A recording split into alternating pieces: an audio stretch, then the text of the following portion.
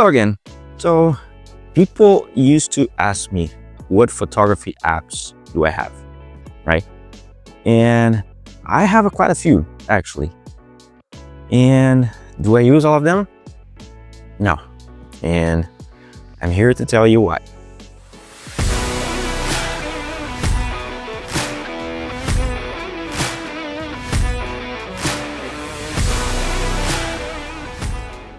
So, hello again, I'm Daniel. I'm a photography enthusiast pursuing mobile photography most of the time. Also mobile filmmaking. And because of that, like some friends always ask, oh, how did you got that picture? How did you edit? What app did you use? And I don't know, we have a bunch of apps available in the App Store. Some are very famous, but to be honest, like I didn't use that often, and you see why. So I'll record my screen here just for you to see how many apps do I have and what I use the most. So this is my basically like my home screen, and I have a few pages. This last page here, I have some apps for my let's say photography and filmmaking journey, kinda. So I have Millinode, which is the first one, Google Maps, so I can track places to shoot, or I don't know if I'm gonna like just do street photography. Where are the places that are nice to take photos? I have Lightroom, I have FinalCut Pro Camera, I have lens distortion, BlackMagic Camera, DJI, which is the remote for my Osmo Action, and Mojo. Those are probably the ones that I use mostly.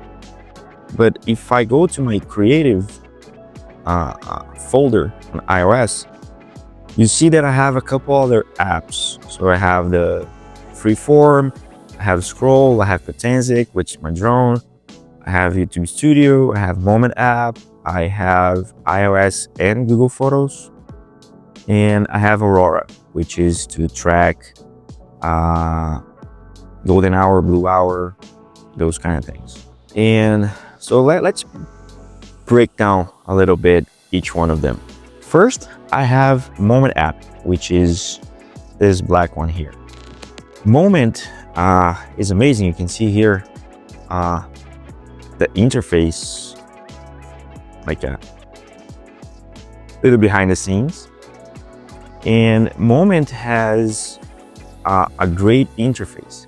Opens all the pro features that the iOS native camera that Apple doesn't give us, which is amazing.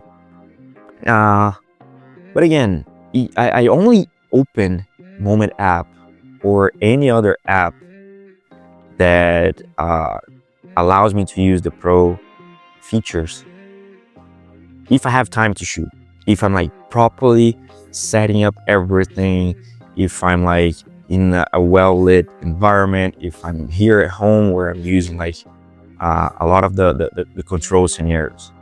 If I'm running on, let's say with my daughter and wife, we're like walking around, traveling, or now that's winter here in Canada and we're going sledding, we're going like build a snowman outside, whatever. It's hard to use those kind of apps because with the camera, you have everything quickly. You create those kind of quick actions. Even the Osmo Action has quick section. And for mobile apps, they are not quite ready to do that. Imagine you grab your phone and you're wearing gloves, which is hard to use your finger. Even though those gloves that has the touchscreen fabric, it's not good enough. With Moment, the best part is when you're using their lenses, which are amazing. It's nice because let's say using an anamorphic lens, you have this squeeze option right in the app. You don't do that in post easily. If you're using a telephoto lens, you can also set that on the app saying that you're using a telephoto lens. Same thing for BlackMagic, again, behind the scenes. This is the BlackMagic interface. You can see that like there's a lot of things here to understand. There's a lot of tutorials on YouTube to know how to use BlackMagic. It's for sure for pro users. It's an amazing app. Allows you to record videos in ProRes without an external SSD. But again, it's not easy, it's not fast enough, it's not quick enough for you to use. Same with the FinalCut Pro camera. You also have, you can see by the screen here, that have a lot less information on the screen, which is great. It's from Apple, so kind of like the same approach. Allows you to record videos with pro features, but it doesn't allow you to take photos with pro features. You can use manual settings for taking photos with that. So like, what's the point? And that's why I keep using the native iOS photo app, the native iOS camera app actually, to take pictures. Because first, the camera button, that's the only way I use this button, is to trigger my camera.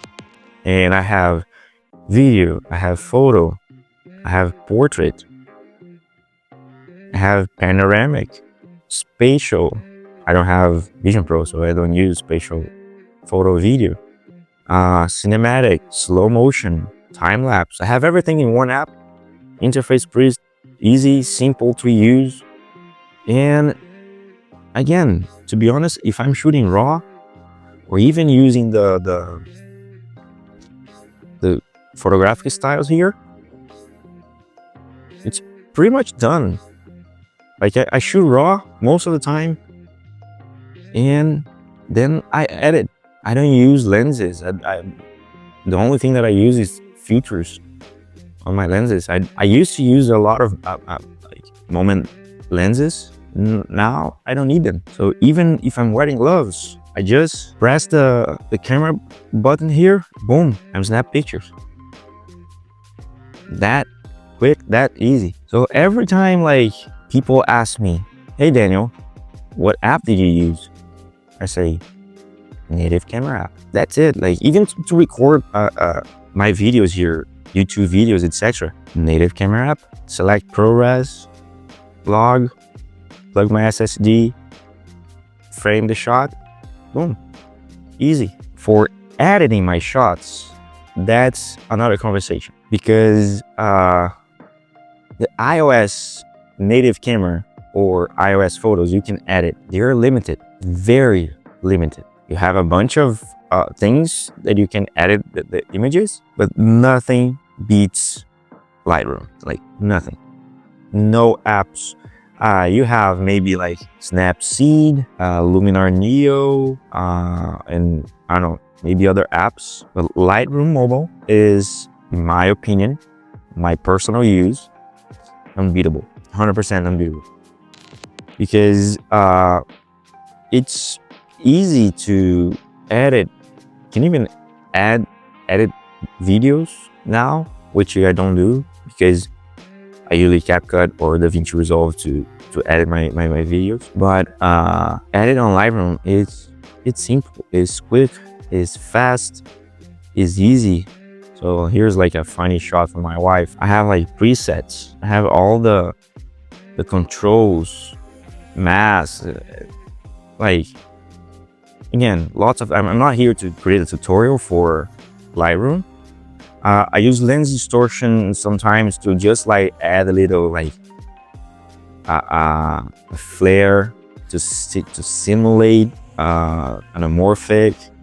Sometimes I'm like taking photos outside and I need like a fake snow, a fake rain, a fake fog, just like to give like a little bit more on the edit, but I don't use that often. Like Lightroom, I can't live without Lightroom. It's crazy. And you maybe use like, oh, have you heard about Halide or Kino?